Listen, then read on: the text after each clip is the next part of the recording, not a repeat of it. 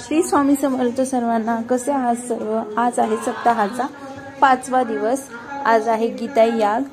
गुरुचरित्र वाचायला चालू झालेलं आहे एका साईडला माईकवर आणि एका साईडला नित्य स्वाहाकार चालू आहे.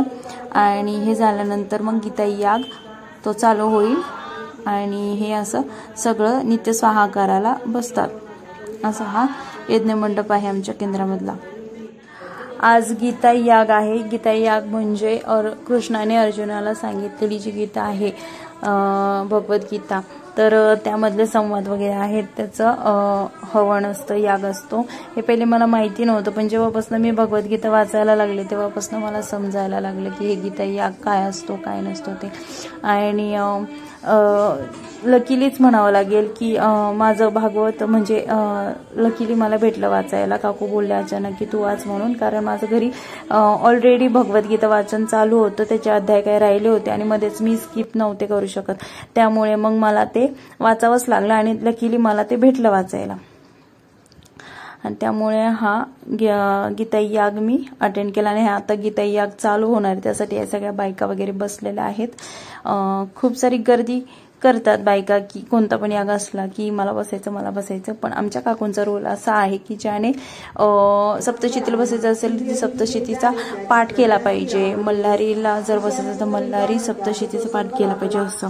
आणि हे सगळे बाहेर लोक बाहेर सगळ्या महिला वगैरे बसल्या होत्या आणि आतमध्ये बसल्या आणि हे बाहेरच्या साईडला आणि पुढच्या साईडला पण बसले होते यागासाठी.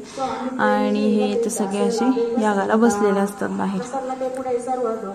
आजच्या ब्लॉगमध्ये मी जास्त काही शूट नाही केलं कारण माझ्याकडे वेळ फार कमी होता, कारण मी यागाला पण बसले होते आणि बाकीच्या गोष्टी पण होत्या.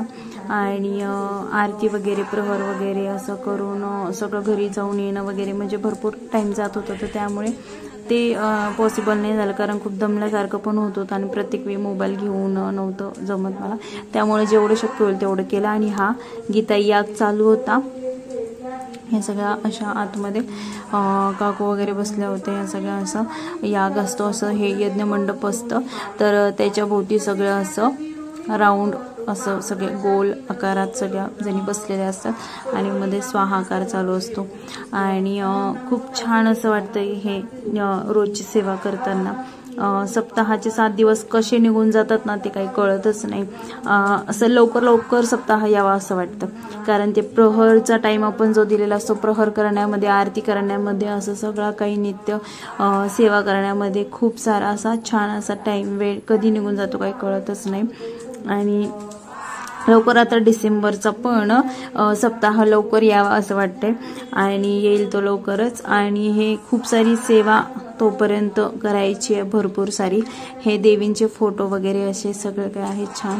आणि त्यानंतर मग आज एवढं काही जमलेलं नाही आहे मला ब्लॉग करायला, पण जेवढं शक्य होईल तेवढं करण्याचा प्रयत्न केला आहे मी. आणि नक्की तुम्ही म्हणजे भगवद्गीता वाचा. नाही जास्त वेळा वाचलं तरी एकदा तरी वाचा की त्यामध्ये काय दिलंय काय नाही दिलंय हे समजल्यावर आपल्याला अर्थ समजतो की जगण्याचं म्हणजे एक सारांश पूर्ण त्यामध्ये दिलेले की माणसाने कसं जगावं, काय करावं काय नाही करावं, हे सगळं असं दिलेलं आहे. आणि हा माझा 2 ते 3चा प्रहरचा टाइम होता. 2 ते 3 प्रहर पण मी अटेंड केला, तो सगळं झालं. त्यानंतर मग प्रहर केल्यानंतर मग मी परत माझं भागवत वाचायचं. म्हणजे भागवत वाचायला मला दिवस जायचं, मला रात्री 11 वाजायचे यायला.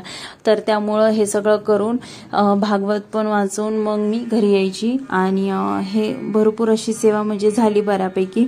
अजून सेवा करायची होती पण बाकीची सेवा नाही झाली, फक्त तेवढीच झाली.